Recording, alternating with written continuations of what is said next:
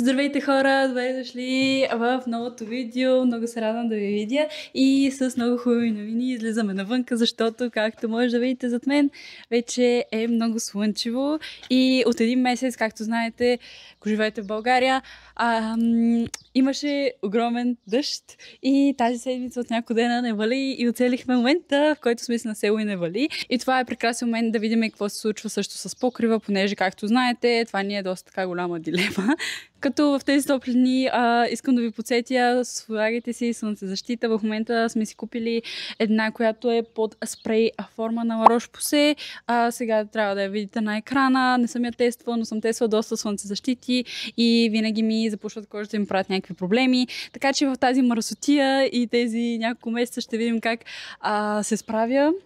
Понеже, както знаете, работим в градината, работим в мръсни среди, така че доста ни е важна слънцезащитата и призвавам и вас да ползвате слънцезащита. Така че нека започваме.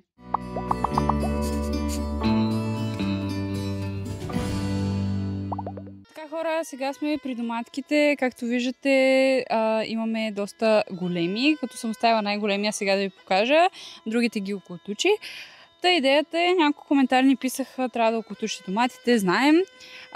И затова искаме да ви покажем на тези от вас, които не знаят. Това е едно от малкото неща, които знаем като 20 годишни дето не знаят какво правят. Какво правим сега с домата? Реално, както виждате, има основни листа и клони. И ето това, тук листенци, ако не го оставим, ще стане на клонка и затова го махаме. Защо го правим това нещо на всички домати? Защото да стимулираме растението не да произвежда повече зеленина, да се фокусира върху това да прави плод и да цъфти. Не съм сигурна, да, ето тук това доматче, мисля, че всички почти домати са ни цъфнали. Сега имаме няколко домати, първите домати, които са се оформили, ще ви ги покажа. За да стимулираме растението да се фокусира да произвежда плод, да цъфти и колкото повече расте, колкото повече се развива, толкова повече ще напира да прави зеленина. В момента нямахме кой знае колко култуци. И също домата нещо, което не обича. Ние сме оставили треви, както виждате, не беше нарочно, това е полза. Обаче домата не обича в основите и по листата му най-долните да има вода, защото така фаща мъни и такива болести. Така че ето тези долните листенца трябва да се махнат. Като се старам да е максимално до основата и реално всички тези, които допират земята, тези листа трябва да се махнат. Това е домачето, което първо беше цъфнало и първо образувало първите два домата, да сме по-точни. Ето, тук това е домачето и от същата клонка имаме малко домаче също, което ни е нашата гордост. Това ни е първото домаче.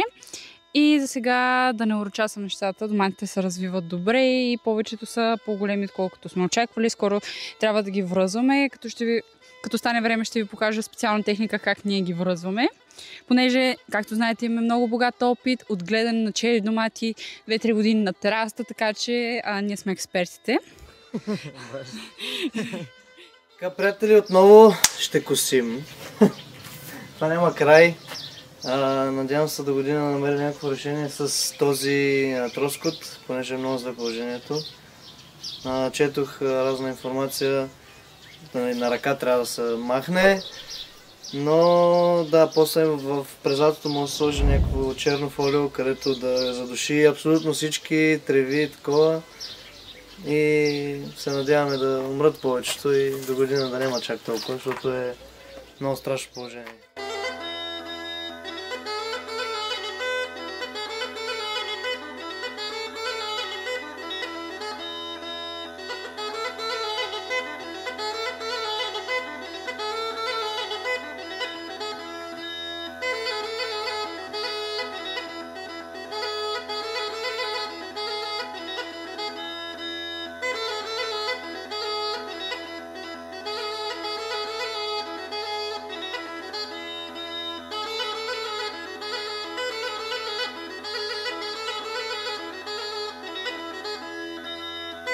Здравейте, приятели! Намираме се на улицата, където сега ще ви покажа новото ни табло.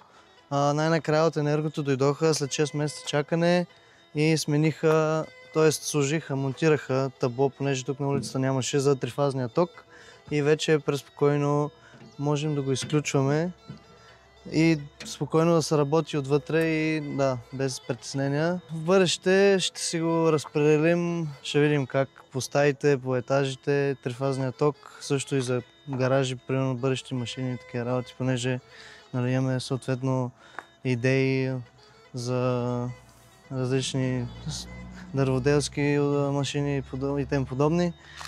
Някои се нуждаят от трифазен ток, така че също за ВИК-то ще копаем отново да търсим прочутия кран, за да го намерим. И водният дух на селото трябва да дойде да ни смени водомера, което е много важна стъпка. И там след водомера вече аз трябва да сложа някой друг работещ нов кран, понеже сега има един, който е корозирал от всякъде и не се знае в кой момент ще фърли багажа. Междувременно взимам материали за покрива постепенно и очаквайте скоро мола да се катеря като Спайдърмен.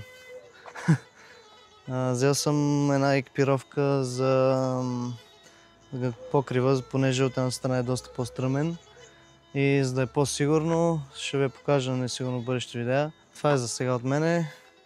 Нека продължаваме с работата.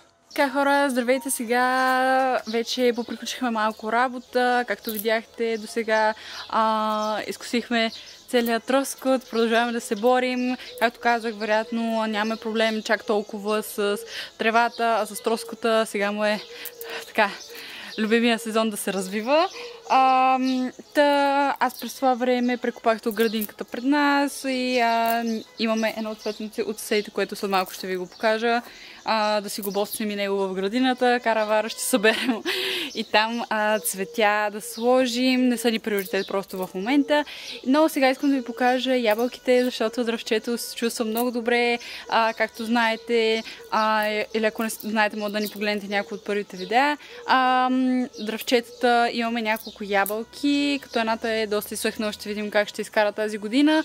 Но имаме други две, една, която ни е тук края на доматите и друга, която е точно отпред пред къщата. И двете се развиват добре. Искам да ви покажа плодовете.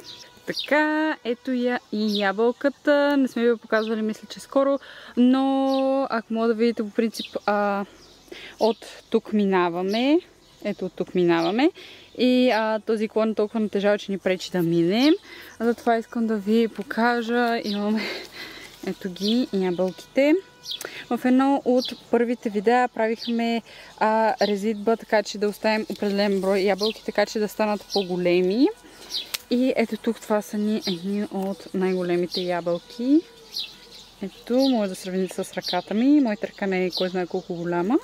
За сега ябълките се чувстват доста добре, но има проблем с листни въшки. Както знаете, имаме един доста голям храст пред къщи. Той не ни пречи чак толкова, но забелязахме по ябълката, която е отпред пред къща, че има доста листни въшки. Мисля, че Лора от имение Хало, Лорката беше говорила за такива биологични препарати, които се ръсат против листни въшки. Трябва да проверя какво точно беше, понеже тя имаше няколко препарата. И вероятно това ще вземем да наръсим, просто трябва да проуча, но със сигурност това е един от многото проблеми. Но като цяло това дръвче да се удара през устата се чувства добре и ние сме много радостни и нямаме търпение да видим какви са плодовете, като тези ябълки са ранен сорт, така че трябва да ги очакваме доста скоро бъдеще.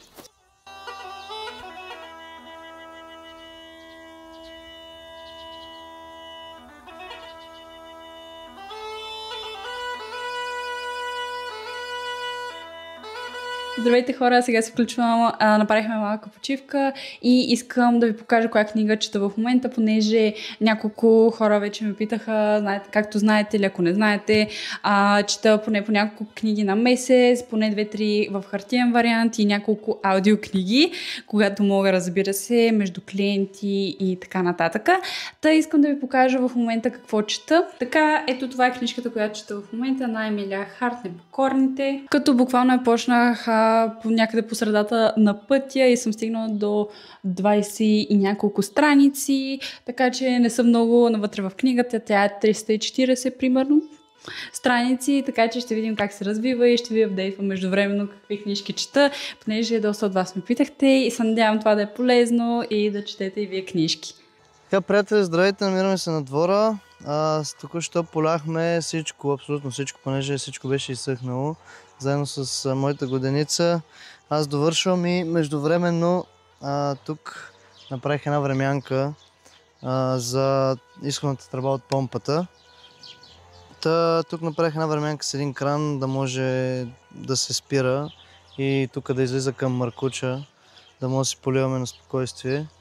Да, нали, понеже през устата си работи и когато е високо налягането в системата, си спира автоматично помпата. Ако не сте гледали видеото с помпата, ще ви го оставя тук горе. Ако желаете, погледнете го. Доста информативно е според нас. Доста лесно стана системата благодарение на наши приятели от Зеленида. Ако искате и вие такава перфектно работеща напоителна система или капово напояване или всичко за градината като цяло, сайта на Зеленида предлагат абсолютно всичко за градината и имате и 5% отстъпка с нашия код Земята 5. Ако желаете, може да се възползвате. И да, нека продължаваме с задачките.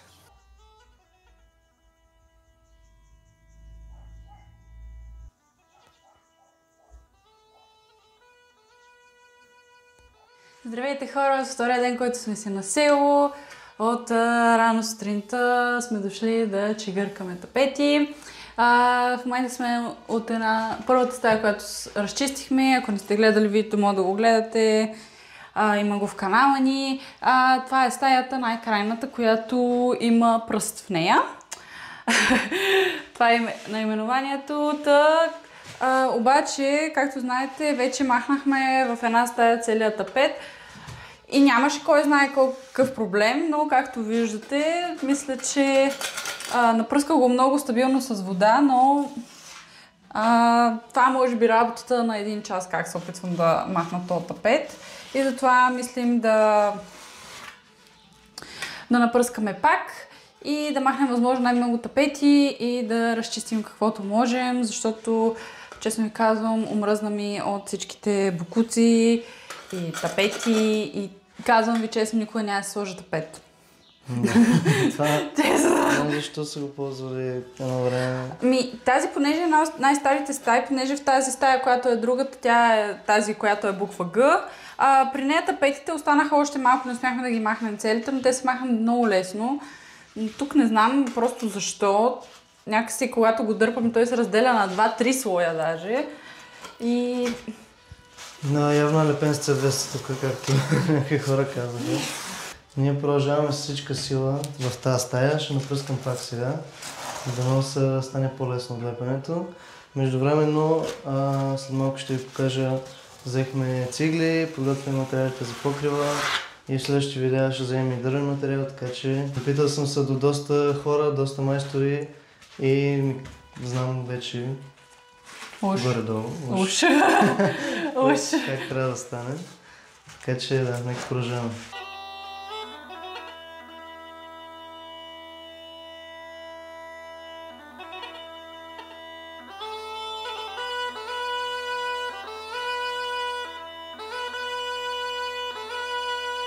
Така, докато Ивчето се занимава с тази стена, аз четох в интернет, че за да проникне по-хубаво вода, може да се надраска стената и по този начин ще е по-лесно да се свалят тапетите. Сега отново напръсках и се надяваме да се свалят сравнително лесно този път.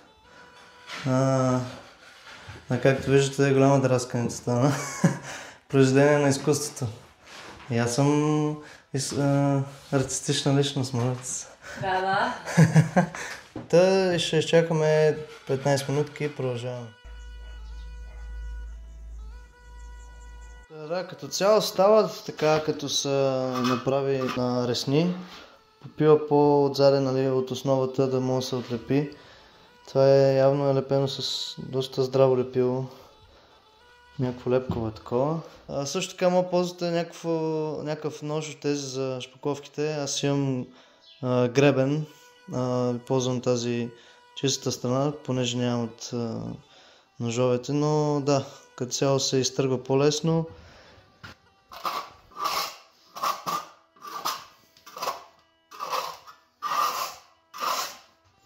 Доста по-лесно пада по този начин и ме очаква това цялото. Така че нека продължаваме.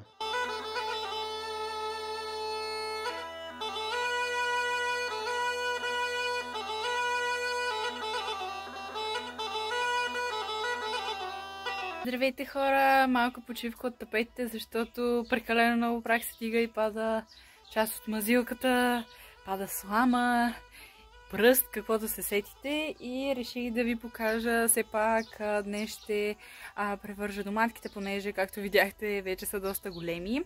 Така, какво ще направя? Както може да видите, е тук долу имаме ни стари пердета. Както знаете, във всяка стая имахме такива пердета по няколко стая. Така че взех едното е такова по-плътничко, както може да видите. И след това, къде я оставих?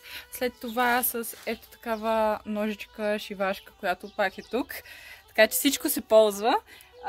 Нарязах, тръгнах да режа и след това просто разправих част от пердетата на два реда и направих ето такива лентички. Като начина, който аз ползвам, е да я вържа доматите на осмичка. Сега ще ви покажа точно какво правя. Толкова копър ще му настигне още малко. Така, дойде да очаквания момент да сложим сезалче, да може да превържем доматките, както много от вашите коментари, за които сме много благодарни. И сега ще направим местенце, да могат да се превържат. Правим едно ушенце и го стягаме. И аналогично нататък.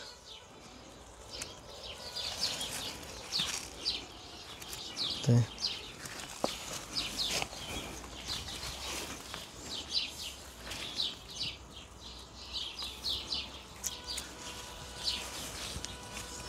Взели сме един дълъг сезал. Надявам се да свърши работа.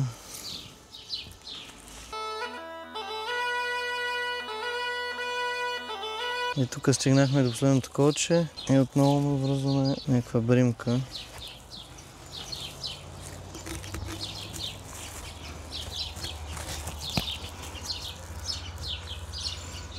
Тъй. Ножичката. Муцка.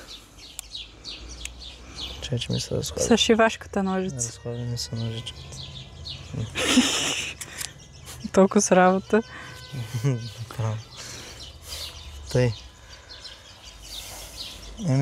Това е. И сега Ивчето ще покаже как ги връзваме. Така, хора, взимаме главния стълб на доматчето и тези DIY ленчики, които направихме, и това ни е колчето. Като метода, който аз правя, е, както ви обясних, на осмички. Ето така го слагаме, кръстосваме и връзваме домата. Защото когато тръгне да расте, да не му е прекалено да се врязва в стъблото, затова аз не ползвам сезал и ползвам ето такива.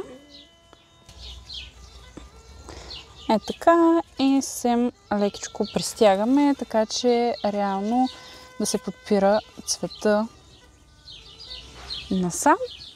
И съответно връхчето после да може да го вържем ето тук. И хубавото на този метод е, че примерно колкото расте домата и колкото по-дебело му става стеблото, може да се разхлаби или да се стегне според зависи. И така седи максимално на където трябва. И така сега ще направим абсолютно всички, които са достатъчно големи, понеже имаме някои домашните, които са още малки за тази интервенция. Така че ще продължим с тези по-големите, като този ни е най-големия домат и реално вижте колко малко разстояние има досезала. Ще видим колко голям ще порасте и дали не трябва да се качи нивото. Приятели, днеска свързах и маркуча напълно, за да може да си поливаме тук всичко и както виждате е в пълната си функция. Доста добре се получи. Това е времянка, нали? В бъдеще ще да продължим с правилната шахта и ще се разклонява на две места към външната чешма, ето там. И съответно и тук ще има един изход за градината. Но за сега да може да си действаме с поливането. Отново сме много доволни от помпата, работи без грешка, пускаш едно копче и всичко останало се поема от прес-контрола. Няма нужда да пускаш и да спираш, когато не ти трябва водата. Та да, помпата на G-Max от Зеленида е много добро попадение. Така, приятели, както виждате тук в тази стая положението е бедствено. Напръскахме един път, но има няколко слоя тапети, така че сигурно ще се наложи това упражнение да го повторим няколко пъти. Повече от 5 съм. Да, и както виждате, едвам. Той е много дебел самия. Не може да проникне водата, та сигурно да. И докато Ива се занимава тук, аз ще да свързвам другите тапети. Сега искам да обърнете внимание на едно природно явление в нашата къща. Така, имаме си първата китка, домашни условия. Не знам откъде е прокарала това, но... Да го полеем ли, а? Аз го полях вече 2-3 пъти и му пих тези тапети. То доста добре му се оправя. И продължаваме геройската с упоритите тапети. Човек, аз не мога да ръпна. Давай, беби.